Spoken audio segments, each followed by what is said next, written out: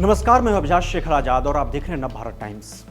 भारत की मदद से पाकिस्तान से आज़ादी हासिल करने वाला बांग्लादेश अब भारत को ही ब्लैकमेल कर रहा है।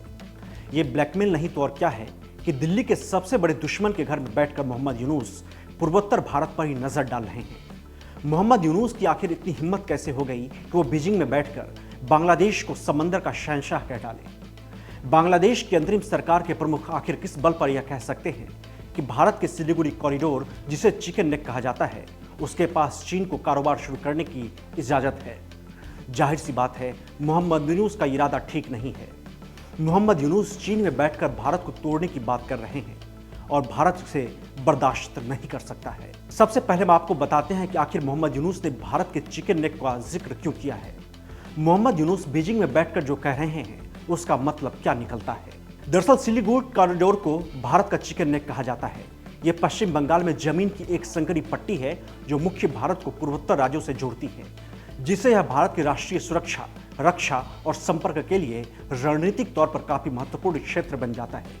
यह गलियारा पश्चिम बंगाल के उत्तरी भाग में स्थित है और एक पॉइंट पर तो यह सिर्फ 22 किलोमीटर ही चौड़ा है। एक डर हमेशा बना रहता है कि चिकन नेक पर हमला कर भारत को पूर्वोत्तर हिस्से से अलग किया जा सकता है।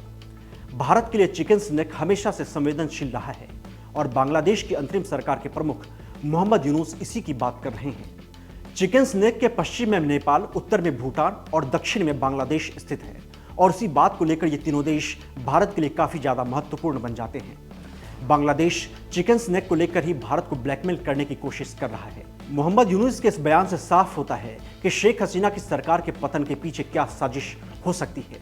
चिकन नेक 8 राज्यों अरुणाचल प्रदेश, असम, मणिपुर, मेघालय, मिजोरम, नागालैंड, सिक्किम और त्रिपुरा को मुख्य भूमि भारत से जोड़ता है।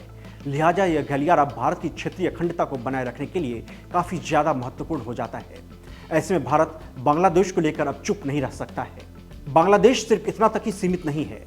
पाकिस्तान में बांग्लादेश के उच्चायुक्त ने भी एक सनसनीखेज बयान दिया है, जिससे यह पता चलता है कि भारत के खिलाफ दोनों इस्लामिक देश एक साथ कैसे आ रहे हैं। इस्लामाबाद में तैनात बांग्लादेश के उच्चायुक्त मोहम्मद इकबाल हुसैन खान ने कहा है कि पाकिस्तान बांग्लादेश संबंधों का स्वर्णिम युग शुरू हो चुका है और इसे प्लेटिनम स्तर पर ले जाने के लिए हमारा इरादा काफी मजबूत है। बांग्लादेश में पिछले साल अगस्त में शेख हसीना की सरकार का सत्ता परिवर्तन हुआ था और उसके बाद से ही बांग्लादेश पाकिस्तान के साथ रिश्ते को मजबूत करने की कोशिश में लगा हुआ है। अप्रैल में इशाक डार की यात्रा मोहम्मद यूनुस के शासन में आने के बाद दोनों देशों के बीच पहली उच्च स्तरीय डिप्लोमेटिक यात्रा होगी। पाकिस्तानी मीडिया रिपोर्ट्स के मुताबिक इस दौरान इशाक डार के साथ कई सदस्यीय प्रतिमंडल होगा और उनकी द्विपक्षीय बैठक मोहम्मद यूनुस के साथ होगी। इस दौरान वो प्रधानमंत्री शहबाज शरीफ की तरफ से मोहम्मद यूनुस को सद्भावना का संदेश भी देंगे। पाकिस्तान का कहना है कि उप प्रधानमंत्री की ढाका यात्रा दोनों देशों के बीच संबंधों को और मजबूत करने में अहम भूमिका निभाएगी। लिहाजा सवाल ये उठ रहे हैं, आखिर भारत कैसे बांग्लादेश को करारा जवाब दे सकता है।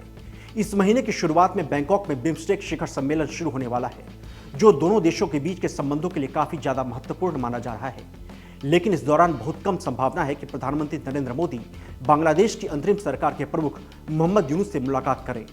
हालांकि एक्सपर्ट्स का मानना है कि ऐसे कठिन और नाजुक पलों में डिप्लोमेसी सबसे ज्यादा महत्वपूर्ण हो जाती है। जबकि बांग्लादेश ने कहा है कि पिछले साल दिसंबर से ही मोहम्मद यूनुस भारतीय प्रधानमंत्री नरेंद्र मोदी से मिलने की कोशिश कर रहे थे, लेकिन दिल्ली ने उनको कोई जवाब नहीं दिया। मोहम्मद यूनुस की तरफ से बिम्स्टेक के दौरान भी मिलने का प्रस्ताव रखा गया था, उस पर भी दिल्ली तैयार नहीं हुई, जिसके बाद सवाल बने हुए हैं कि आखिर बांग्लादेश को लेकर भारत क्या सोच रहा है। बांग्लादेश को लेकर भारत सरकार जो भी करेगी उस पर हम आपको अपडेट्स देते रहेंगे, लेकिन इन सबके बीच भारत और अमेरिका के बीच भी कल एक बहुत अहम फैसला होने वाला है। कल का दिन काफी ज्यादा महत्वपूर्ण है। ऐसा इसलिए क्योंकि कल से भारत और अमेरिका के बीच रेसिप्रोकल टैरिफ यानी पारस्परिक टैरिफ लागू होने जा रहा है। इसका मतलब यह है कि अमेरिका भारतीय सामानों के ऊपर जितना टैक्स लगाएगा, जितना टैरिफ वसूलेगा, जितनी टैरिफ अमेरिकी सामानों पर भारत लगाता है, उतना ही टैरिफ अमेरिका भी लगाएगा। ऐसे में हम जानने की कोशिश करेंगे कि आखिर कल से क्या क्या बदलने वाला है। डोनाल्ड ट्रंप ने 2 अप्रैल को लिबरेशन डे कहा है। डोनाल्ड ट्रंप के हिसाब से कल अमेरिका को विदेशी वस्तुओं पर अपनी निर्भरता से मुक्ति मिलेगी, लेकिन कुछ सवाल अभी भी बने हुए हैं कि आखिर ये पारस्परिक टैरिफ कल से कैसे लागू होंगे, इसका क्या असर होगा और क्या वाकई ये सिलसिला लंबे वक्त तक चल सकेगा। डोनाल्ड ट्रंप ने इसलिए टैरिफ युद्ध शुरू किया है ताकि अमेरिका में मैन्युफैक्चरिंग शुरू हो, लेकिन क्या आप जानते हैं कि एक वक्त अमेरिका ही दुनिया का मैन्युफैक्चरिंग हब हुआ करता था, लेकिन वहाँ बने सामान काफ़ी ज़्यादा महंगे होते थे।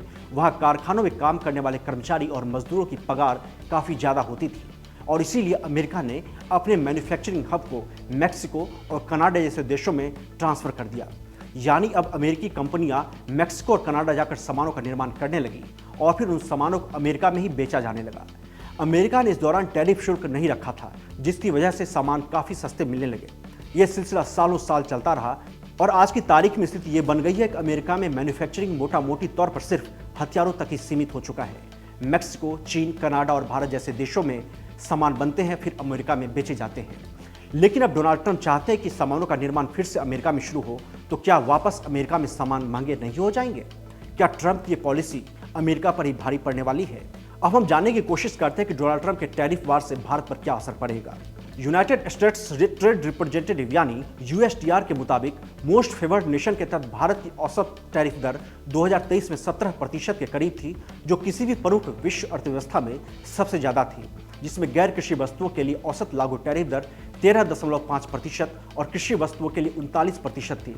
लिहाजा एक्सपर्ट्स का मानना है कि भारत को अमेरिकी पारस्परिक टैरिफ का शायद कोई रियायत भी नहीं मिल सकती है।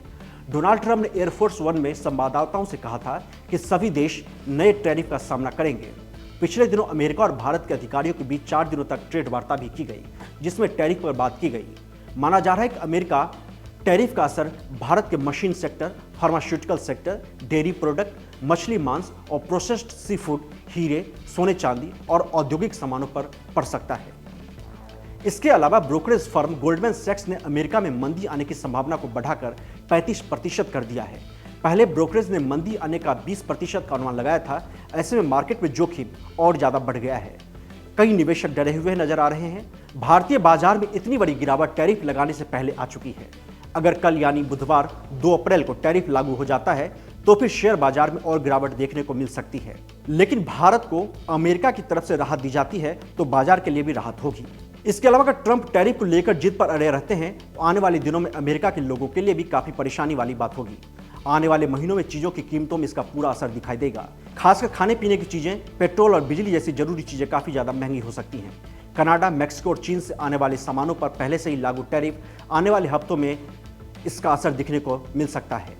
टारगेट कॉर्प और बेस्ट बाय कंपनी जैसी रिटेलर्स ने टैरिफ की वजह से कीमतें बढ़ने की चेतावनी दी है। इस वजह से लंबी अवधि के दौरान मुद्रास्फीति में अनुमानतः करीब 30 साल के उच्चतम स्तर पर पहुंचने की संभावना है। दोस्तों, हमारा यह कार्यक्रम आपको कैसा लगा, इस पर अपनी राय जरूर दें। धन्यवाद, नमस्कार।